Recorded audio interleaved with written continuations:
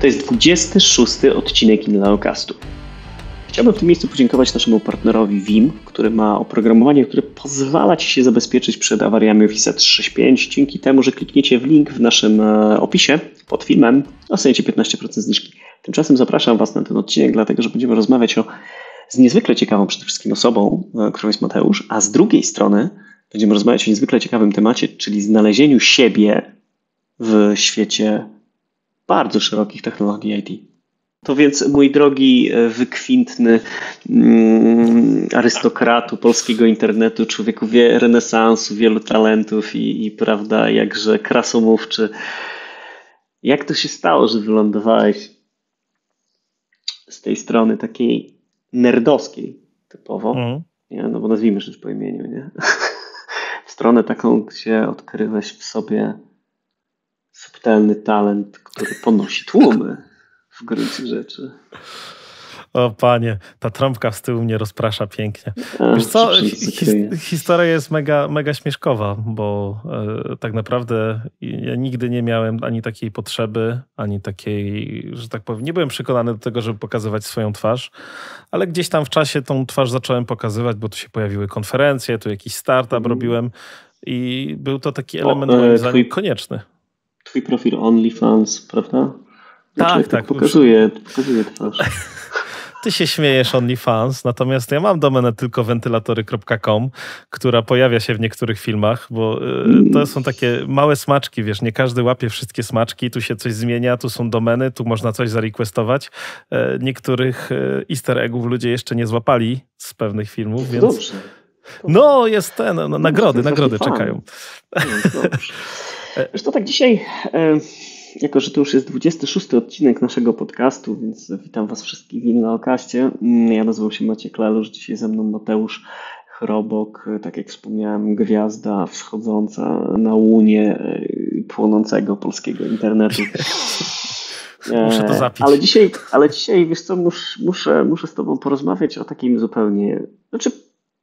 W sumie temacie organicznym, tak zaczęliśmy tą rozmowę śmieszkowo, tak po 2 latach zadzwoniliśmy do siebie i nagle wjechał temat, a że znamy się od 342 lat już, nie? Gdzieś tak mniej więcej. Co widać po siwiźnie, tak? No, widać po siwiźnie, u mnie przynajmniej, nie? Ja się gorzej starzeję, nie? No i pamiętam, że nasza znajomość się rozpoczęła od projektu ESA, nie? Dla ESA coś robiliśmy, jakieś przechowywanie danych, jakieś takie cuda, nie pamiętam. Tak. Europejska Agencja Kosmiczna, ale wcześniej jeszcze coś było, w sensie... Wcześniej, ale już nie pamiętam. Nieważne, tego dużo. W każdym razie, byliśmy takimi w wczesnym czasie, media były nam obce, w formie może kreatywnej, nie? Każdy z nas poszedł jakąś tam swoją drogą w ogólnie szeroko rozumianym IT, a ja dzisiaj ze względu na to, że Inleocast jest takim podcastem o case study, trochę chciałbym pogadać o case study na siebie samego. To znaczy, wiesz, dróg w IT jest pierdylion, nie? Żeby nie powiedzieć seksylion, nie? I ty jesteś ciekawym przykładem człowieka, który od bardzo zaawansowanego, sprecyzowanego inżyniera, który, nie obraź się, ale tak mają inżynierowie, są specjalistami, więc mają wąsko, a głęboko, nie? Nagle zmieniłeś sobie perspektywę na szeroko, być może dalej głęboko, tego nie wiem, ale jakby generalistyczne spojrzenie raczej na świat przyjąłeś, co zresztą widać w twoich produkcjach. No i to powiedz, jak to się stało. Bo mi to jara, nie? Personalnie jestem zaintrygowany. Dlaczego taka ścieżka? Nie zostałeś ninja DevOpsem, teraz tak modnym, czy jakimś sec DevOpsem, nie brzmi jak jakiś tytuł do ubezpieczenia, nie? No. Wiesz, tak, to tytuł na pewno, ale i tak cyberubezpieczenia działają. Wiesz co, myślę, że taki proces, który tu miał miejsce, jest takim procesem, że ja, znając siebie, lubię się jarać takimi nowymi elementami. I o ile kiedyś, wiesz, security czy cloudy to były moimi absolutnie nie ma nic ciekawszego, w ogóle tu jest cały wszechświat, to dalej jest ten piękny wszechświat i on dalej się rozwija. Natomiast, nie wiem, to może jest tak jak z językami, których nie znam za dużo, ale są pewne podobieństwa. Że zmieniasz sobie dziedzinę, czy tam wiesz, z cloudów nagle na kwestie jakiejś tam deweloperki, na kwestie pewnych technologii, które się pojawiają. Ja mam takie szczęście, że gdzieś na tej swojej ścieżce dość wcześnie trafiłem do R&D, a nie do przepraszam, jeżeli kogoś to uraża, ale nie do samego klepania kodu, bo pozostała mi sama ciekawość, zresztą ja nigdy w klepaniu kodu dobry nie byłem, także sorry, ale pozostała mi taka ciekawość na rzeczy, które są nowe, które mogą rzeczy zburzyć i to myślę w czasie, ja kiedyś tam pamiętam, nie wiem, z 10 lat temu stwierdziłem, ja bym chciał być CTO. Natomiast nie takim CTO, który, wiesz, ja się najlepiej na świecie znam na Pythonie i w ogóle wszystkie pepy to z pamięci będę wyciągał, tylko takim CTO, no tam potato. Tak sobie wyobraziłem, że wiesz, jest tyle różnych rzeczy, które można wyciągnąć, żeby rozwiązać problem, a ludzie się, wiesz jak to jest, jak masz młotek w ręce, to wszystko wygląda jak kawał śniegu. W związku z tym właśnie tak wyobraziłem sobie to, że to jest ciekawe, dookoła nas bardzo wiele rzeczy się dzieje i złapałem się na tym, że tłumaczę ludziom to, co się dzieje. No bo wiesz, wpadali znajomi i mówią, ty, a słuchaj, a o co chodzi z tym, nie wiem, tam wszczepami, albo z holografami, albo co to jest ten haptic feedback, albo jak korzysta się z tych ultradźwięków, że ja czuję to na palcu, nie? I mówię, ziomek, no podstawowe rzeczy, w ogóle co tutaj ten. I potem jak to przybrało pewną skalę, to stwierdziłem, kurde, no trzeba zmienić unicast, znaczy trzeba zrobić broadcast, tak? No bo coraz więcej ludzi pyta o to samo. No więc czyli tak mi chodziło. To. W pewnym sensie tak. Trochę zoptymalizowałeś, bo po prostu zamiast powtarzać ludziom tą samą historię, to po prostu wysyłasz im linka, nie? Tak. I wiesz, że to jest śmieszne, że wpada mi temat i to jest jakby wspaniały element. Piszą do mnie ludzie, hej, mam z tym problem, albo nie wiem, w jednym z tych startupów, z którymi współpracuję, jest czymś problem i okazuje się nagle, że tak w mojej wyobraźni i w mojej bańce informacyjnej wydaje mi się to takie proste, to patrzę, 90% ludzi, którzy są specjalistami, którzy są z jakiejś dziedziny, nie wie na przykład, na co składa się CVE. I cyk, robimy filmik o CVE, tłumaczymy go do jakiegoś tam ogólnego poziomu, do jakiegoś też, wiesz, bez przeginki i w razie czego wysyłam filmik, oszczędziłem życia sobie parędziesiąt godzin, wszyscy są szczęśliwi, nie? Tak to wygląda. Czyli można by powiedzieć, że taki naturalny, nie wiem jak to powiedzieć, zmysł inżyniera, który próbuje oszczędzić czas za wszelką cenę, przybrał formę nieco nietypową, nie? No bo to zazwyczaj się dzieje w rzeczach organicznie dostępnych, nie? Ty natomiast poszedłeś drogą, w której optymalizujesz trochę swój czas, ale też czas innych ludzi i też dając im to, czego w sumie obie strony chcą. Ty chcesz się podzielić, a oni chcą otrzymać informacje. No dobrze, ale czekaj, wróćmy na chwilę jeszcze do tego. Tam jeszcze są jesteś na tym nerdowisku, nie? Siedzisz na tym nerdowisku w R&D, nie? Wiesz, rozwiązujesz problemy, których nie ma, nie? No bo to zazwyczaj tak ja postrzegam R&D, czyli tam jeszcze te problemy nie zostały określone, ale trzeba już je rozwiązać. Czyli jesteś taki, powiedzmy, krok do przodu, szczęśliwie po tej stronie. I nagle twoja kariera z, powiedzmy, dużej korporacji zmienia się w startup. I czy polecasz taki ruch dla ludzi, którzy mają w sobie trochę kreatywności? Nazwijmy rzeczy. Jak pracujesz w R&D, to zakładam, że masz kreatywność. No jakby nie patrzeć, to tak powinno iść razem z sobą. Razem, powinno. Nie mówię, że zawsze, ale powinno, nie? Czy polecasz taką zmianę o 180 stopni, czyli z konsumenta gotowego modelu na twórcę modelu? Wiesz, bo startup to twórca modelu, jakiegokolwiek by nie było technicznego, organizacyjnego. Tu cię chyba zaskoczę, bo jakby w międzyczasie do pracy w korpo, gdzie byłem w R&D, to i tak brałem udział w startupach, w sensie w czasie wolnym od spania. Natomiast dla mnie dalej to był ten sam proces.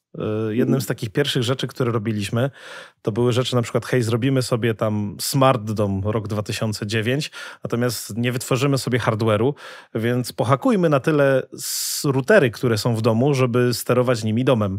I proces R&D był absolutnie taki sam, tylko to było bardziej, wiesz, dostosowanie, więcej trochę developmentu niż researchu, ale czy się da, czy coś tam można zasterować. Jednak po pewnym czasie, bo wiecie, jak tak jest R&D w firmie, szczególnie dużej, no to nie zrobicie wszystkiego tego, co jest fajne. Po pewnym czasie doszedłem do tego momentu, że gdzieś tam chciałbym zrobić to po swojemu i nie ograniczać się co do elementów, które no niestety zawsze będziecie mieli jakieś szklane sufity. I to jest super w startupie, że możesz go kierować i sfailować, bo ja już sfailowałem nie jeden startup w wielu kierunkach. Nauczyć się przy tym, w tempie 10 razy szybszym przynajmniej niż w normalnej firmie. Co mam na myśli? Jak kierujesz sobie takim startupem albo działasz w takim startupie, to potrzeby wpadają po prostu jak z karabinu maszynowego i albo chcesz się nimi zająć i to jest niesamowita szansa do wzrostu, albo nie. Ostatecznie na końcu tego układu pokarmowego jest osoba, która tym startupem kieruje, to jak nikt tego nie zrobi, to ona to zrobi albo zdeleguje, nie?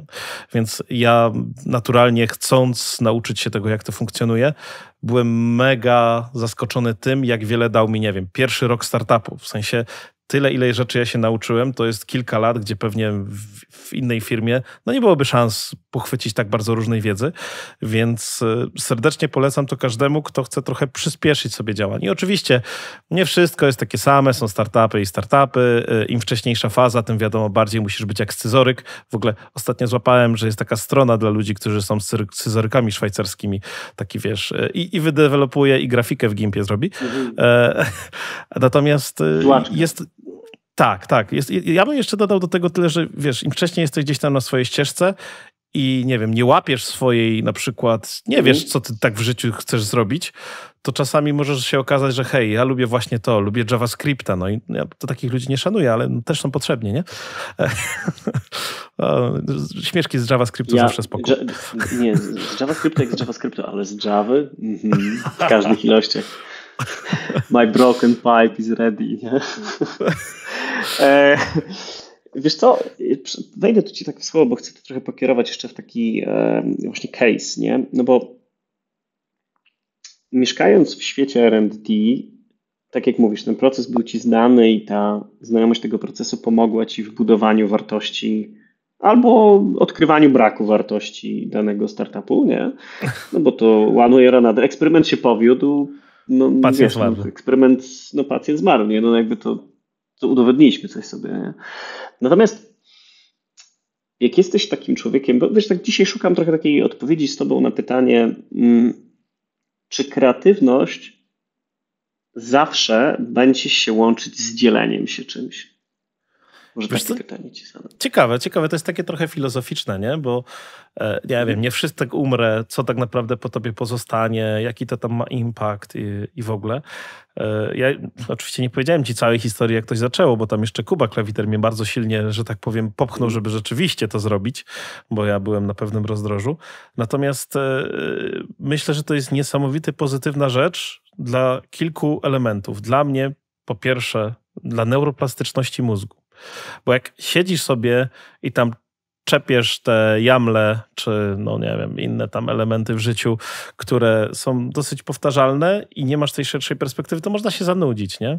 A jak skaczesz po różnych tematach, im bardziej one są różnorodne, im bardziej są dziedziny różnorodne, dla mnie to jest super, że teraz szykujemy się do opowieści o podrabianych siskaczach, które Chińczycy podrabiają i pewnie zakładam 99% osób nie wie w ogóle po co się to robi, jak się to robi, a dla mnie to jest odkrycie kolejnego wszechświata.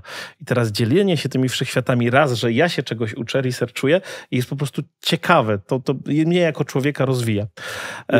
A drugi element tego takiego nie wszystek umrę, który ja nazywam, że zostają z tego jakieś takie ślady i w sumie to wzbudza, oczywiście negatywne też czasami, bo udało mi się dorobić pierwszego hejtera, że tak zażartuję, ale są też pozytywne kwestie tego, gdzie ludzie piszą, kurde, to mi się mega przydało, a mogę to użyć i tak dalej. Ja mówię, słuchajcie, to jest domena jakby publiczna, nie? Tam ktoś pisze, hej, chciałbym shorta do czegoś użyć, to do szkolenia, go for it. Jakby jeżeli świat się zmieni trochę na lepsze, to z taką moją ideologią jest to absolutnie spójne. Trzeba tak robić, nie? Zawsze byłeś chyba jakby takim człowiekiem, który wierzył i wspierał rozwiązania open source'owe. To znaczy one były zawsze twoim pierwszym wyborem, czy jednak masz jakiś taki świat, który sprawia, takie coś, co cię pobudza w rozwiązaniach enterprise'owych, czy raczej właśnie open source i ta idea takiego dzielenia się, bo to znowu jest dzielenie, zaufasz, nie? Kreatywność, która się dzieli, nie? Znaczy, wiesz co, ja nie brałem udziału w wielu projektach open source'owych, głównie dlatego, że jest deweloper ze mnie jak tak, taki średni. Natomiast jest to bliskie mojemu serduszku, że ja lubię się rzeczami po prostu dzielić, może dlatego jestem taki biedny, ale pół żartem, pół serio. Moim zdaniem to jest najszybsza ścieżka do rozwoju, bo w momencie, kiedy działasz w jakichś rzeczach, Enterprise oczywiście dźwignia na pieniądze jest niesamowita, jest olbrzymia, jeżeli ktoś wybiera swoją ścieżkę w tym świecie. Kurczę, ile płacą za splankowców, nie? Albo za ludzi, którzy tam piszą w COBOL-u, no bo oni naturalnie wymierają, a dalej są potrzebni do utrzymania systemów, które są za drogie. Ja mam w rodzinie taką osobę, która pisze w COBOL-u i nigdy nie będę zarabiał tyle, co ta osoba, nie? Więc... Ja też zawsze mówiłem, że moje dzieci powinni zostać albo notariuszami, albo programistami COBOL-a. W obu tych ścieżkach widzę nieskończoną ilość pieniędzy i ona wygląda mniej więcej, proces sprzedażowy wygląda mniej więcej tak samo, że muszą już do ciebie przyjść pogodzeni z faktem, że ci zapłacą. No, tak, ładny kawałek, ładny. Wiesz co, jeszcze wracając do tego jakby elementu związanego z tworzeniem, z open source'em w karierze, no bo twoja ścieżka jest o tyle interesująca, że jakby przeskakując z R&D do startupów, to nie jest tak, że siedzisz w jednym startupie od 15 lat, gdzie zbudowałeś sobie trochę kółko wzajemnej adoracji, nie? Tylko raczej jest to znowu taka sama,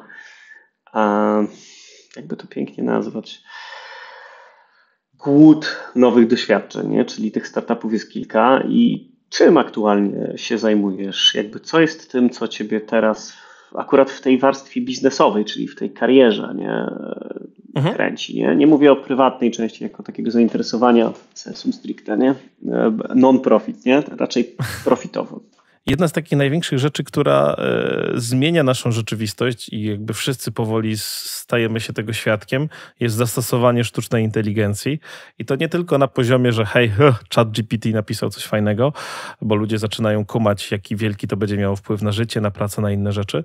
I dlatego jednym z takich startupów jest CE4AI, gdzie rozmawiamy o certyfikacji sztucznej inteligencji, bo nadchodzą właśnie europejskie prawo, które będzie wymagało, żebyś tak jak masz nalepki na oponach, że tam wiesz, takie opory toczenia, takie coś tam, to każda metoda sztucznej inteligencji, czyli machine learning i cała reszta pochodnych statystycznych, będzie musiała taką nalepkę mieć. Bo jak nie, to jak podejmujesz jakąś istotną decyzję, na przykład dla tam życia ludzi na terenie Unii Europejskiej, to spadaj na drzewo. I ja widzę tu wielką szansę. Algorytmów, okej, rozumiem. Tak. A powiedz mi, algorytmy są dalej, tak, wiesz, skończone, Andrzejku. A tam mamy niestety taką, ja to wszystkim mówię, Andrzejku, więc się nie przejmuj, ale tam mamy taki problem, że to jest że to jest niedeterministyczne, nie? I to może spowodować, że jak tam chodzi, to jest taki strasznie sztampowy przykład, ale jest taki świetny dataset z uzyskaniem kredytu w Berlinie, nie? Gdzie wprost pokazali, że kobiety miały mniejsze szanse niż mężczyźni, no i siema ELO 2000 i co z tym teraz zrobić? Super problemy etyczne, super problemy związane z tym, jak to w ogóle zakodzić, jak to sprawdzać, skąd wiedzieć, że się dzieje. Mega impact. A to tylko jeden z 4 startupów. To jeszcze tak wracając, nawiązując do tego startupu, ja widzę jakby rolę jeszcze z drugiej strony legislacyjną, nie? To znaczy, kiedy będziemy płacić ZUS za AI-ki, nie? No bo kiedyś one będą musiały zarabiać na nas, nie? Wiesz, ile można składać na emeryturę w formacie człowiek pracuje na ilość ludzi, nie? Mogłyby AI-ki pracować, nie mam problemu, żeby taki 40 parę dolarów teraz, tak? Kosztuje ten profesjonalny abonament na czaty GPT, nie? To czemu na przykład tradycyjne 57% z tego nie może iść na ZUS, nie? Nie miałbym z tym najmniejszego problemu. To jest ciekawe, bo jakby wyobrażasz sobie taki świat, teraz tak wiesz, trochę fantazjując, że ludzie byliby w stanie tak gdzieś tam dotrenowywać swoje AI-ki, nie? Powiedzmy, że masz jakąś tam sieć, masz jakiś unikalny zbiór danych pod tytułem zachowanie kotów tam w Puszczy Amazońskiej, trenujesz tą AI-kę i ktoś stosuje tą AI-kę jako konsultanta w sprawie właśnie tam kotów siema, nie? I masz abonament. No i susik. I ZUSik do tego. Ja już widzę tu zdrowotne, nie?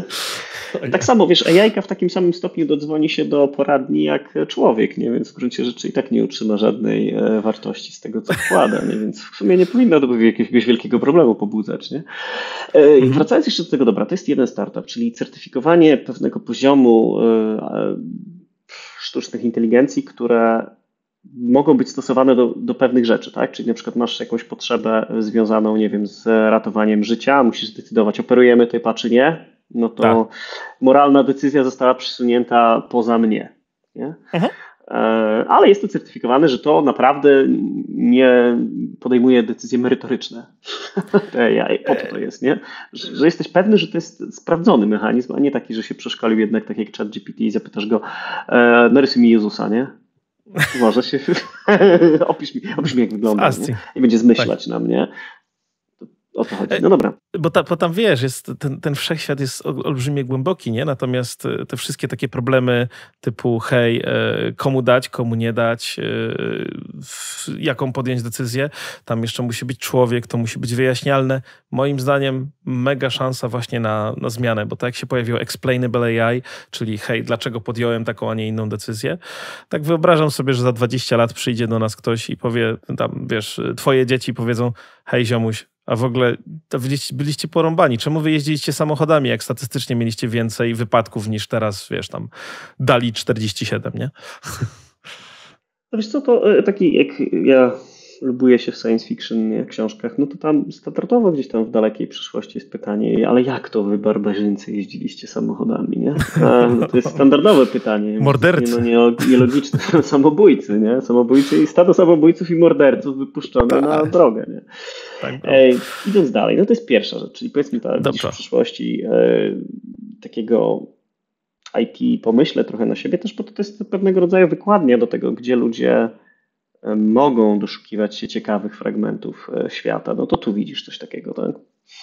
Tu się będzie mega działało. W ogóle to tak wiesz, tak z mojej perspektywy zawsze jest tak, że światem targają megatrendy. Krypto było megatrendem, teraz AI dalej jest i będzie pewnie przez lata megatrendem. Cloud był megatrendem, dalej jest, ale nie jest już takim topowym, nie? Moim już zdaniem. Commodity jest, nie? To już się tak ludzie przyzwyczaili. Przeszło. Do tego. No teraz tam CNCF, Cloud Native, ale to za głęboko. Ważne moim zdaniem jest to, że jak te trendy się pojawiają, to zawsze ustawiając się do takich megatrendów na wiatr, masz szansę, żeby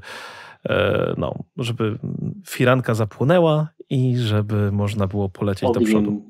Tak, czy tam inny żagiel niż firanka. ScanMe to jest startup hardware'owy, co samo w sobie jest żartem, bo jak robić startup hardware'owy w Polsce? Przecież to w ogóle... No więc bujamy się z tematem już 3 czy 4 lata, bo tam dużo w tym startupie się dzieje. Idea jest taka. Masz miejsca, które są istotne, na przykład... nie wiem, gabinety prezesów banku. Mamy sobie Software Defined Radio, gdzie przeszukujemy różne częstotliwości w poszukiwaniu podsłuchów, pluskiew, ewentualnie tego, że ktoś robi tutaj atak na downgrade LTE, ewentualnie na 5G się dzieje coś dziwnego. Można sprawdzić, czy osoby, które wchodzą, to rzeczywiście wchodzą, no bo każdy przy sobie ma smartfona, ile tam maków się pojawiło, a czy na kartach dostępowych było to samo. Ogólnie rzecz biorąc, uczymy się twojej przestrzeni radiowej i jeżeli cokolwiek złego się dzieje, to jesteś o tym informowany. Innymi słowy... wykrywanie anomalii. Tak, anomalii detektor, który ma trochę zmniejszyć ilość detektywów, którzy sami tam chodzą i wiesz, wykręcają te pluskwy. My chcemy o tym wiedzieć w real time, a nie tam co tydzień, czy tam co 2 tygodnie, jak trzeba wyciągnąć nowy zestaw. Nie? To jest proste. Rozumiem. Trzeci to jest Priceland, który teraz jest tak naprawdę w trudnej sytuacji ze względu na to, że no, trochę rynek nieruchomości upadł w naturalny sposób, ale to zawsze jest dołek, a potem jest górka. Chyba zastosujemy go jeszcze do innych elementów. Idea jest prosta. Spotkałeś kiedyś fajnego pośrednika na rynku nieruchomości? Nie, to straszny oksymoron. Nie, to straszny. Fajny pośrednik. Tak. No, trafiłem na taki przypadek, że kilka osób w moim otoczeniu no nie trafiło na fajnych i stwierdziliśmy wspólnie, że można by coś z tym zrobić. No bo jaki jest największy problem? No, masz bardzo dużą asymetrię w dostępie do informacji, jak tak naprawdę rynek wygląda. No więc stworzyliśmy sobie, i znowu trochę megatrendu, takie explainable AI, które tłumaczy, ile tak naprawdę dana nieruchomość jest warta. No bo nie znasz tam, wiesz, wszystkich ulic, dzielnic i tak dalej, jak to wygląda. Więc wzięliśmy sobie, wytrenowaliśmy model i mamy taką wyszukiwarkę ogłoszeń, która albo wyszukiwarka, albo też można swoją nieruchomość wrzucić, żeby ci powiedzieć, ile to jest warte, ale to głównie dlatego, że jakby sprzedający chcą sprzedać jak najdrożej. Pośrednicy w tej skórce często mają prowizje, które są od tego zależne i też zależy sprzedać. Nie masz nikogo po swojej stronie jako eksperta, kto nie będzie kłamał, a my nie bierzemy pieniędzy od sprzedających. Mówimy kupującym, hej, chcecie skorzystać z naszej strony, żeby móc to sobie wyliczyć? Tak wyglądają te metody wyliczenia. Siema, proszę, to jest nasza opinia w tym temacie. Nie? I nie mówię, że tak chcieliśmy wyciąć rzeczywiście tych ludzi, natomiast na pewno asymetria w dostępie do informacji była straszna, więc taka jest idea. Ten model można natomiast zastosować do wielu różnych rzeczy. Nie wiem, tam widzę w tle trąbkę, jakbyś szukał instrumentów, możemy przeszukiwać internet w poszukiwaniu, Stradivariusów tego świata i powiedzieć, który teraz jest warto kupić, no bo można taki model zrobić. Tylko musi być tego wystarczająco dużo, nie? Możemy to zrobić dla whisky, dla innych elementów. Na razie Priceland, czyli Excellent Price, działa na nieruchomościach. Gdzie pójdziemy dalej? Zobaczymy. Okej. Czyli znowu taki tutaj echo sztucznej inteligencji i tego podejścia w tą stronę. Myślę, że to dość ciekawe, bo to pokazuje już jakby poza twoim jakby corem, czyli bezpieczeństwem, to jest ScanMe, to już takie wynikające powiedzmy z tego świata, z którego wynikłeś, jakby twoja kariera szła, to tutaj widać właśnie ten trend AI-owy w tym wszystkim.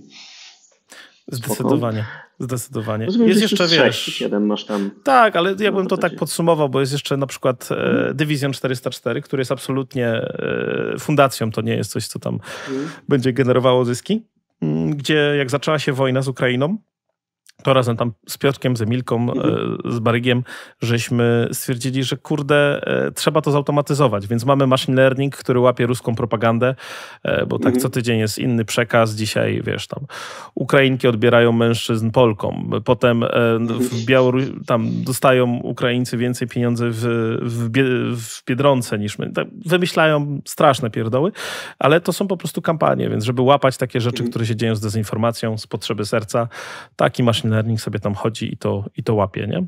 Znowu machine learning po raz kolejny. Są jeszcze startupy, dla których ja pracuję, czyli na chwilę obecną to jest Airspace Intelligence, to jest Neton, jest jeszcze parę takich pomniejszych, ale to są rzeczy, które dla mnie są bardzo ciekawe dziedzinowo, no bo jakby Neton jest związany z antyfraudami. Ja antyfraudy robię właściwie od lat tam. Zaraz będzie 10. Kurczę, człowiek stary się robi. Drugi, natomiast Airspace Intelligence jest związany z lotnictwem i to bardzo szeroko z lotnictwem. Tam jest też bardzo dużo rzeczy do zrobienia ze sztuczną inteligencją. Bardzo ciekawa dziedzina wrażliwych danych, więc dla mnie to też jest znowu nowy wszechświat. Bardzo fajnie dla takiej neuroplastyczności mózgu, żeby zobaczyć, hej, ale tu jest fajnych inżynierskich problemów do rozwiązania. Więc tak, to są takie... No dobrze, no ale skupiasz się na tym badaniu, jako że masz taką formę działania swojego mózgu, że szukasz nowych rzeczy, nie? Próbujesz je zrozumieć, zgłębić na tyle, na ile już czujesz się komfortowo. Nie mówię, że tam to pewnie nie rozwalasz za każdym razem całki oznaczone i patrzysz, jak fale będą płynąć, tym raczej, żeby to zrozumieć, pojąć, jaka jest logika działania. I później stwierdzasz na podstawie tej wiedzy, którą zdobyłeś szeroko, wpadasz na jakiś pomysł sam lub z kimś, no i budujesz na tej kanwie startup, nie? I to jest tak, że ty w nim kontrybuujesz, siedzisz 4 godziny dziennie, ryjesz, czy to jest tak, że raczej wyznaczasz wektor, ustawiasz zwrot, czy w prawo, czy w lewo, nie? I go for it. Puszczasz. Wiesz co, nie da się być fizycznie zaangażowany w każdy z nich w takim samym czasie. Mam cofounderów, niektórych z nich, którzy są w stanie być tymi koniami pociągowymi. Ja znam przepis na ciasto, to znaczy przepis na to, żeby ten startup doszedł do jakiejś tam fazy finansowania, potem w jakiś sposób poszedł, bo widziałem już ten proces, przechodziłem parę razy, więc jestem w stanie tutaj pomóc i też przychodzą czasami startupy, żeby je pokołczować, wiesz, mamy pomysł, to teraz już zawojemy świat. Ja mówię, hola, panie, gdzie tu rynek docelowy, coś tam. Zresztą to był jeden z takich moich olbrzymich braków na początku, wiesz, wychodząc z engineeringu, wbiegamy teraz w taki komercjalowy, że tak powiem, wszechświat, gdzie hajs się musi zgadzać, bo VC chcą zarabiać, a nie robić fajne rzeczy, mimo że kłamią, że jest odwrotnie, to trzeba było się tego po prostu nauczyć, nie? Więc często jest tak, że w tych startupach mam ludzi, którzy są w stanie być koniami pociągowymi, ja tam jestem bardziej od poukładania tego, natomiast są takie, że tak powiem, mniejsze, gdzie trzeba sobie ubrudzić rączki i to jest bardzo przyjemne, bo ja brudzę rączki tam, gdzie lubię, to jest już taka faza życia, że kurczę, jak ubrudzić rączki, to się człowiek zaczyna cieszyć, że coś nowego, a to, że działa inaczej. Ja tu mam taką fazę teraz, wiesz, kubernetesową, gdzie w domu oczywiście dla suszenia rzeczy postawiłem sobie taką parę serwerków i tam, wiesz, jak mam mokre rękawiczki, to one suszą i tak dalej i się uczę, jak świat się zmienił. Nie mamy problemu energetycznego, takie inwestycje są bardzo naturalne, no aktualnie. To jest stawia małe data center. No, stary, ja mam klatka z serwerami, po to się stawia w garażu, żeby mieć ogrzewany garaż. No ja miałem problem nieogrzewanego garażu, tak? A że przy okazji uczę się tam stawiać Kubernetesa na różne sposoby, no jest to pewien koszt, który trzeba ponieść. Ale dodam tylko, że tam stoją niektóre z tych startupów, więc wiecie, to nie jest tak, że chmury teraz drogie, więc w domu taniej. W domu zawsze taniej, prawda, wiesz. Ale większość takich dużych biznesów wyrosło z garażu, więc w sumie ścieżka jest trochę dość przetarta, nie? Kiedyś pamiętam ten garaż Hewlett-Packarda, nie? Który jest w zasadzie fragmentem muzealnej sceny jakby Zatoki, nie? San Francisco, no bo jakby ważny jest elementem, nie? To dość zabawne jest, bo każda kultura stworzy swojego rodzaju artefakty, które później ludzie chodzą i wiesz, próbują je obejrzeć. Nie? No, czemu nie? Jeszcze wiesz co, tak wracając do tej pomyśle na siebie, widzę tu dużo kwestii AI-owych, widzę dużo kwestii z bezpieczeństwem związanych, które wynikają bezpośrednio z twojego doświadczenia, właśnie ten antyfraud. Ja pamiętam, że też prowadziłeś przez jakiś czas taki startup związany z ochroną jakby multifactor authentication, nie? Tylko że niekoniecznie związany z takim bezczelnym MFA, że dostajesz SMS-a tam na komórę, nie, no, dokładnie, tylko nieco bardziej wyrafinowanym. To był bardzo ciekawy projekt jakby z perspektywy technologicznej, jakby samej technologii. Mógłbyś powiedzieć, jak to wyglądało, co to było? Bo to było dość intrygujące, nie? Takie, żeby rozszerzyć horyzonty naszym słuchaczom. To było na tyle ciekawe, że robiłem to właściwie prawie w każdym miejscu potem, że tak zażartuję. Ideą była biometria behawioralna, czyli patrzenie na behawiorykę człowieka i wykorzystanie jej jako MFA. Pierwszy raz takie dyskusje miałem na ten temat, jeszcze pamiętam w Zurichu z osobami, które weryfikowały mój pomysł, że tak ładnie powiem, a potem była jedna firma, właśnie ten startup, potem kolejne firmy i wszyscy jakby mieli trochę swojego podejścia do tego, w jaki sposób to może zadziałać i tak naprawdę jest to niesamowite doświadczenie, bo nagle znajdujesz się na polu w technologii, którego nie za bardzo ktoś kuma. Ja bujałem się przez ponad rok z prawnikami, żeby mi powiedzieć, hej, idzie RODO, to co ja mogę z tym RODO zrobić? To można czy nie można? I no nikt nie był w stanie powiedzieć, nie? Więc teraz bierzesz sobie ryzyko na plecy i mówisz, dobra, będziemy zbierać te dane. Ja mam akurat takie podejście, że chciałem to robić etycznie, czyli tak, żeby ludzie się na to godzili, a nie żeby zbierać, bo zbierać, więc nigdy nie zostanę Googlem czy innym Facebookiem. Natomiast nie masz ludzi, na których jesteś w stanie się oprzeć, nie? Piszesz tam do łodo, giodo, rodo, że tak zażartuję, bo to nie jest to samo. Natomiast piszesz do ludzi, którzy są bardziej po prawniczej stronie wszechświata, no i nie dostajesz jednoznacznej odpowiedzi, bo nie ma zrozumienia dla tematu. I to jest coś, co mi się bardzo podobało. Tak, co do zasady. Ładnie.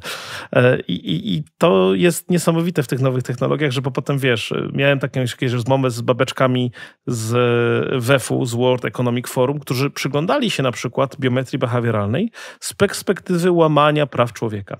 Bo już historycznie dane były zbierane bez świadomości ludzi, no bo przychodzisz tak w takich Indiach, skanujesz ludziom tam oko i oni nawet nie wiedzieli, że to jest spis powszechny i że z tego można wyciągnąć informacje i co to tak naprawdę zależy. Mega, mega fajny problem etyczny też dookoła tego, nie? Więc jak wrzucasz się w taki element, to zaczynasz kumać, że hej, jest technologia, jest wpływ na człowieka, są pieniądze, to jest cały nowy wszechświat. I jakoś tak wyszło, że z biometrią behawioralną, no to też przez tam od paru lat non-stop jestem związany.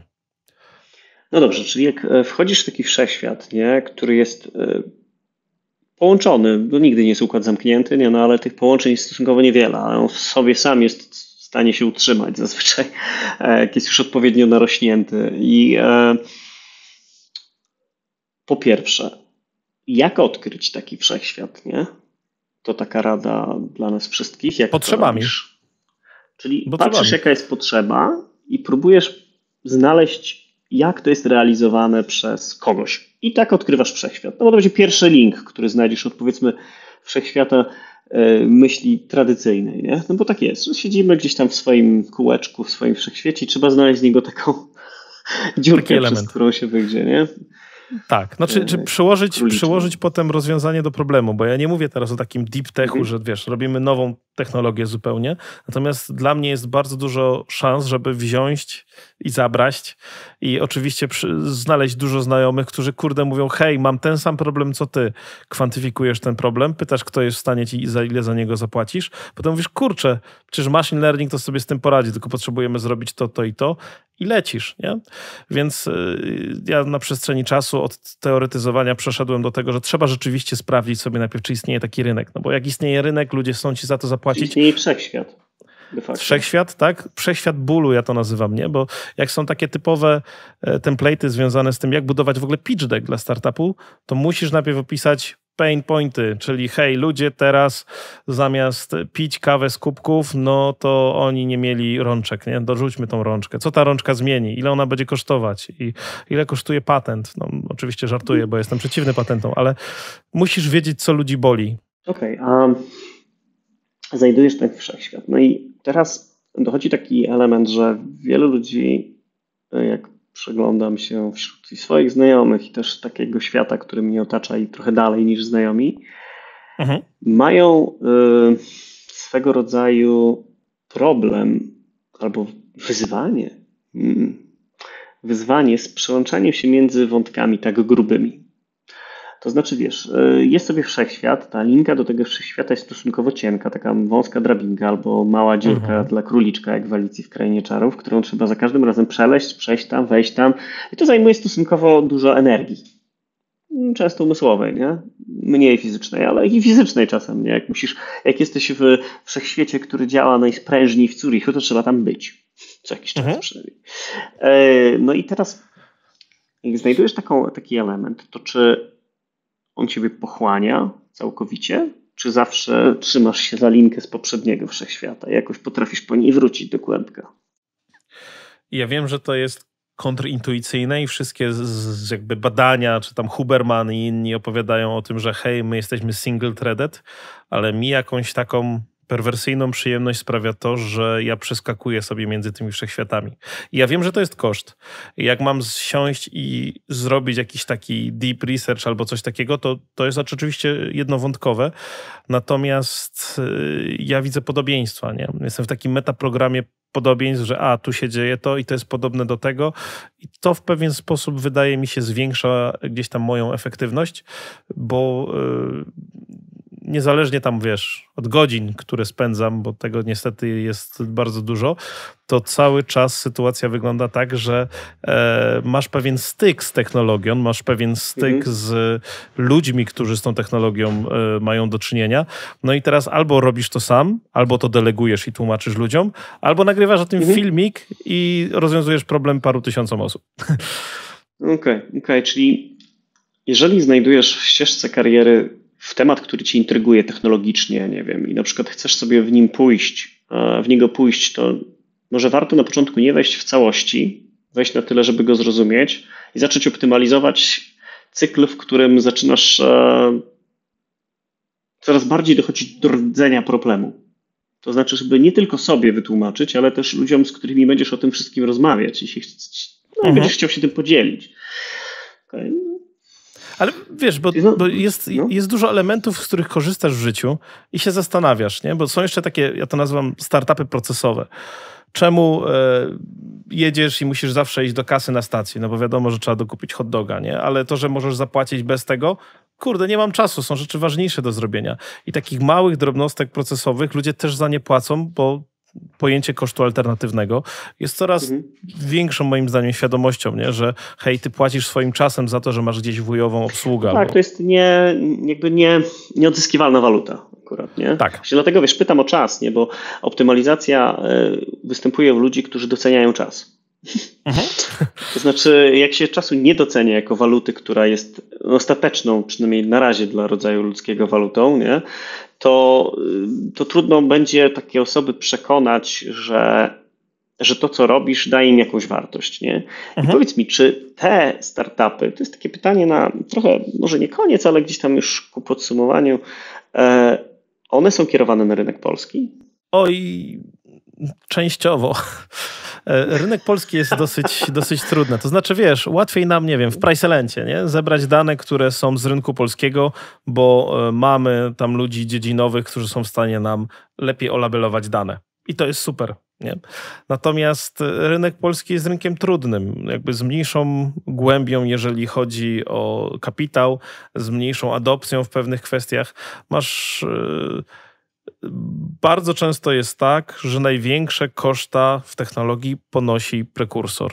Jak jesteś fast followerem, czyli firmą, która robi coś za innymi, wiesz, słynne przykłady Apple, Samsung, LG i inne takie, to powoduje, że jest ci tą samą technologię łatwiej wdrożyć i przyjąć na rynku, bo nie musisz ludziom mówić, hej, ekranu można dotykać. Oni się tego nauczą w czasie, nie? W związku z tym analizując też, co na jakie rynki będzie się znajdowało, no CE4AI jest właściwie całą Europą, no bo będzie to wpływało na całą Europę, dlatego też tam w ogóle prawie po polsku nie rozmawiamy, tylko dokumenty, wszystko jest po angielsku, nie? I to jest naturalna ewolucja, w sensie miałem teraz taki start, bo myśleliśmy o jednym startupie, żeby odpalić w Norwegii, ze względu na tam rzeczy związane z elektrykami, natomiast dla mnie takim showstopperem było to, że no nie miałem nigdzie w sieci kogoś, kto tam po norwesku dobrze abla, no i nie zaczynaliśmy w ogóle tego tematu. Tak. Dlaczego pytam? Może tak ci trochę dociągnę to do tej myśli, którą chciałem zainicjować. Czy jak budujesz startup, jak budujesz coś wokoło tego wszechświata, to czy każdy wszechświat jest w pewien sposób taki, no, do którego budujesz rozwiązanie, nie? Jest globalny, czy zdarzają się naprawdę wciąż takie typowo lokalne problemy, które rozwiązujesz na mniejszej, powiedzmy, skali? Czy może parafrazując, czy budując startup, czy budując swój pomysł, nie, w IT albo przy użyciu IT, idziesz w rynek lokalny, to jest warta ścieżka, czy w rynek globalny? Wiesz co, każda odpowiedź jest dobra. W sensie wydaje mi się, że z perspektywy tego, jak wysoko chcesz podjąć rękawicę i jak trudno jest wejść, bo nie wiem, na przykład zmiana rynku, wejście na rynek amerykański, to jest mega, mega wysiłek i bez doświadczenia już nie jedna firma z tego wypnęła. Ale mam kontrprzykład, który dla mnie był mega. Pamiętam, byłem w Hadze na takim spotkaniu European Startup, coś tam, taki bardzo oficjalny. I tam była babeczka, która w Meksyku rozwiązywała problem dostarczania gazu do restauracji. Wiesz, tam, czy fast foody, czy inne takie rzeczy. Okazało się, że oni mają tam taki problem, że mafia ogólnie napełnia butle, bo tam nie ma tak gazociągów jak u nas i stworzyli proste urządzenie na Raspberce, która mierzyła, ile rzeczywiście z butli zostało zużyte gazu. No i okazało się, że tam 90 parę procent no, nie dolewa tego gazu, a nikt tego tak naprawdę nie sprawdza, nie? I to spowodowało, że te restauracje zaczęły korzystać z innych tam dostarczycieli i rynek zaczął się czyścić.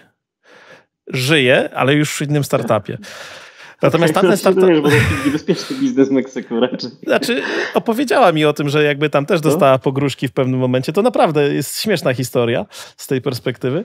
Natomiast zobacz, jaki ona miała impact, nie? Że była jakaś tam na poziomie samego Meksyku, bo oni tam paręnaście miast udało im się tym obsłużyć, to zresztą gdzieś tam dalej się rozwijało. Natomiast ktoś ściemniał na tym gazie, wpłynęli na przychody restauracji, wpłynęli na jakby jakiś tam ten. Meksyk to nie jest najprostsze miejsce do życia i budowania biznesu pewnie, ale on jest bardzo lokalny, no bo czy u nas taki problem istnieje? Może nie zmierzyliśmy, ale zakładam, że jakby firmy tak robiły, to szybko byłyby niezłe chryje, nie? A tam po prostu była mafia, która była to zaangażowana. Jasne, czyli jeżeli odpowiednio duży jest ten wszechświat, który Ciebie interesuje i jakby on się może rozszerzyć na problem globalny, wtedy warto tak, że tak powiem, start big, nie? Jeżeli natomiast jest mniejszy jest większy i od razu widzisz, że wszyscy ludzie na świecie albo zasadniczo ogromna ilość potencjalnych Twoich klientów mają taki problem, to warto robić w skali od razu globalnej. A jak językowo? No. Czy którykolwiek startup prowadzisz w swoim, zakładam, że rodzimym języku? Tak, czasami to ma absolutnie sens, nie? W sensie, jeżeli potrzebujesz przyspieszyć komunikację, masz ludzie, którzy mają gdzieś tam trudność z tym, to też jest tak, że w momencie, kiedy budujesz startup, który będzie pod venture capital, no to musisz wpasować się w pewien tok myślenia venture capital. Hej, czy kupią ci go wszędzie na świecie? Tak, jeżeli tak, no to czemu nie rozmawiasz w tym startupie wszystkiego? Nie ma dokumentacji po angielsku. Co to za dokumentacja po polsku? Krzaczki, nie? No ale jak widzisz, że tam trzeba włożyć w parę baniek w startup, a możesz zyskać tylko parę razy tyle, ale nie parędziesiąt razy tyle, to przyciągniesz zupełnie innych inwestorów. Nie znaczy, że takich nie ma, bo rynek inwestorów też jest olbrzymi, no tylko teraz jest trochę spowolnienie, nie ma tego wysypu inwestorów. Ja w ogóle dopiero w tej ścieżce swojej poznałem tu taką segmentację, nie? Że są tylko tacy inwestorzy, którzy, jeżeli masz pozytywny wpływ na środowisko, to oni zainwestują. Jeżeli masz coś, co wpływa pozytywnie na człowieka, tak. A jeżeli tylko tam będziesz zbierał dane i je odsprzedawał dalej, robił... Tak, hajsy trzepał innym sposobem, to właśnie tak jak mówisz. I takie też są, nie? Nie no, jakby wiesz, no jest rynek, są beneficjenci tego rynku, nie? Jeżeli jest taka potrzeba. No dobrze, to tak sumując trochę nasze spotkanie, bo jeżeli mamy ścieżkę, czy tam pomysł na siebie w świecie IT, czy przy pomocy IT, czy uważasz po swoich doświadczeniach, że warto być w sytuacji, w której jesteś teraz, na brzegu tego świata, gdzie odkrywasz coś nowego. Nieważne, czy to będzie właśnie taki deep R&D, czy to będzie takie coś nawet małego. Czy warto być w tym miejscu, czy z twoim charakterem oczywiście, nie? Czy warto być może jednak tym konsumentem? Jak widzisz tą równowagę tej sytuacji, nie? No bo rozumiesz, o co mi chodzi, nie? Nie no, wiesz, potrzebujemy absolutnie dla równowagi we wszechświecie, że tak zażartuję, każdego rodzaju ludzi i osobowości i każdemu będzie pisane co innego. Dla mnie duża liczba różnorodnych pobudzeń działa po prostu, ja się w tym dobrze czuję, lepiej funkcjonuję i myślę, że jest mi to w pewien sposób niezbędne, żeby być na wysokich obrotach, tak jak jestem. Natomiast wyobrażam sobie, taki typowy żart, że jak zobaczycie, że kiedyś pracuję w banku, to znaczy, że poszedłem na emeryturę, nie? No bo tam od do taski. A tam w banku w KNF, jak będziesz pracował, to dopiero będzie zaskoczenie, nie? Tak, głęboki szok. Nie? To byłby głęboki szok, ale to by znaczyło, że chyba robię jakieś R&D, o którym nikt nie powinien wiedzieć. Miejmy nadzieję. Chociaż to by się przydało w gruncie rzeczy. Może to nie jest taki najgorszy pomysł. Ostatnia seria takich pytań wynikających z pewnego rodzaju doświadczeń i pewnego pokazania swojej drogi. Czy przy kolejnych krokach, które podejmowałeś, które zasadniczo z tego, co powiedziałeś, były może mniej więcej w tej samej domenie, ale skrajnie różne. Czy zawsze lądowałeś w sytuacji, w której miałeś komfort życia? Czyli nie wiem, hajsy ci się zgadzały, nie wiem, stara cię zostawiła, samochód się zepsuł, dostałeś nowy samochód. Wiesz, czy ten poziom życia zawsze szedł do góry, mniej lub bardziej, czy jednak bywało tak, że było wjazd w dół, czasami lepiej, czasami gorzej? Jak to było, powiedz? Wiesz co, ciężko się myśli, jak nie masz backup planu, to na pewno, więc ja zawsze starałem się jakiś tam mieć. Były momenty takiego rzeczywiście pod ścianą, gdzie no nie dostawałem, że tak powiem, wynagrodzenia za moją pracę, za to, co robiłem. I to rzeczywiście mocno wpływa na psychikę. To znaczy zupełnie inaczej się działa, jak masz, wiesz, poduszkę finansową i inne elementy i jesteś w stanie skupić się tak naprawdę na problemie, bo no ja też tam, że tak powiem, zajeździłem